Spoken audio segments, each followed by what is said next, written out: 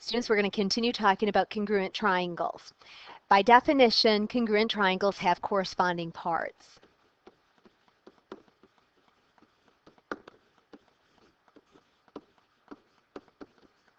So if you can prove that two triangles are congruent, you know that their corresponding parts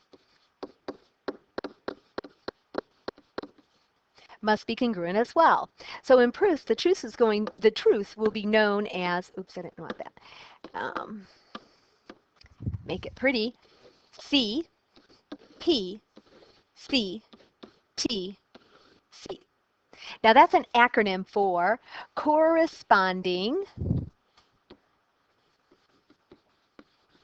parts of congruent triangles are congruent. So if I can prove that two triangles are congruent by, say, SSS or SAS, AAS, something like that, then all their parts are congruent by CPCTC. Let's look at a short example here. Explain how you can prove that AC and angle A and angle C are congruent. So we want to know, are A and C congruent? Well, let's look at the two triangles. Can we prove that the two triangles are congruent? Hopefully you're looking at that BD right there, and you notice that it is the same length for both triangles, and you will say BD is congruent to BD, and that is by way of the reflexive property. And looking at the triangles ABD and triangle CBD, you know that they are congruent, and that is because of all their sides are congruent, so SSS. CPTCT says that if the two triangles are congruent, then all their parts are congruent. So I can now legally say angle A is congruent to angle C because because the two triangles are congruent, all their parts are congruent. So CPCTC is the reason, and everybody's happy. If I was going to write your final exam, I'd certainly make sure CPTCT is a part of it. And this right here we'll do in class. That takes a little bit more time to explain than what I want to use up on the video. Let's look at our first two column proofs. AB and AD are congruent. Please mark that. BC and DC are congruent. Please mark that. Looking at the triangle, well, before we look at the triangle, we want to prove that angle B and angle D here are congruent. So B and D, are they congruent? Looking at the triangle, again, we notice that AC here is a common side to both triangles. So it must be the same AC and AC. And they are congruent by way of reflexive. We just used this property in our little proof that we did above. And we need to mark it. There, 3 ticks. If you look at the triangle, all 3 sides of the two triangles are marked congruent, and we know that the triangles are now congruent. ABC is congruent to triangle ADC. And we know that because of side, side, side. So now it's legal to say that angle B and angle D are congruent by way of CPCTC.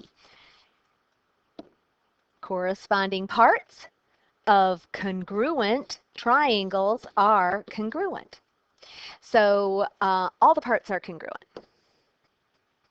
Next, AC and BD are congruent. AC, BD. CX and DX are as well. And they also told me that angle C and angle D are congruent. We want to prove that X, right here in the middle, is a midpoint between A and B. So let's first prove that the two triangles are congruent. If you look at them, you know that they are congruent, and that's because of side angle side. And so we'll say ACX is congruent to triangle BDX.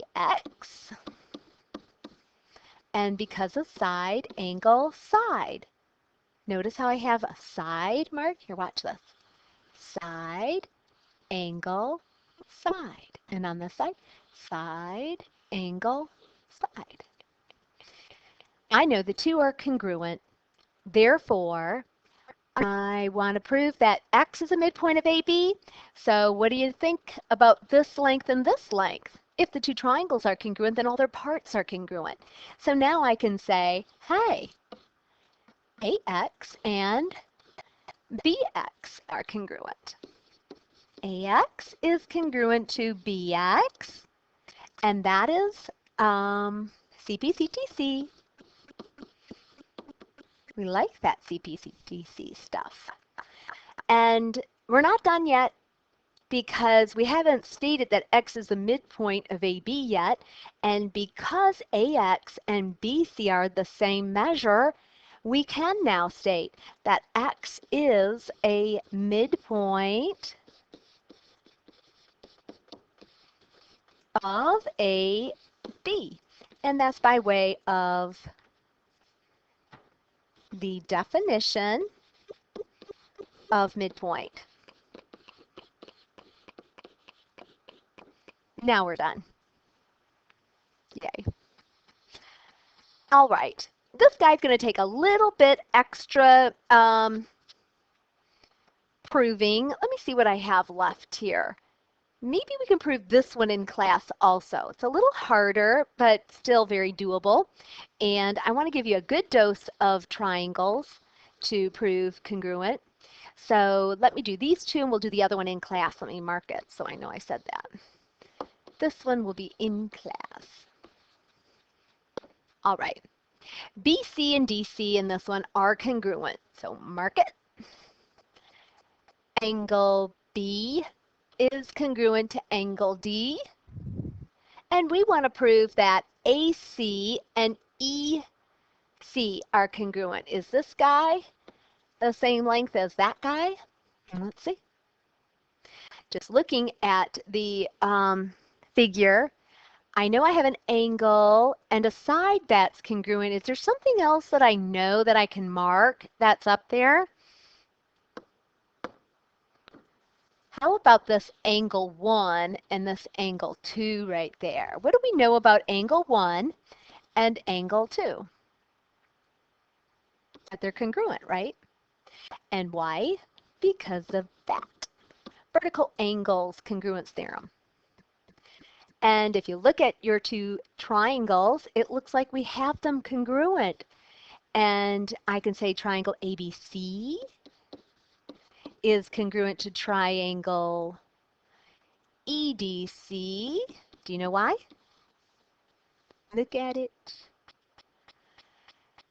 Angle, side angle. And now I can state AC and EC, they must be congruent because corresponding parts of congruent triangles are congruent. CPCTC. Good. Now, last one. B is a midpoint of AD. Oy. Okay. B is the middle of AD and B is the middle of EC. Also, we want to prove that AE here, this length, is the same as this length. So all I know is that B is the midpoint of those two sides. This is given. Not quite sure why I didn't write that down for you. And I know if B is the midpoint of AD, then shouldn't AB be congruent to DB? And let's just knock it out on one line here. They're congruent, and also EB is congruent to CB. And we know that because of the definition of midpoint. So mark it. these two are congruent and these two are congruent. Don't use one tick mark for all four. We don't know that the sides are the same length. Next, we will say that, what do I have here? Oh, wait, hold on one second. Okay, sorry.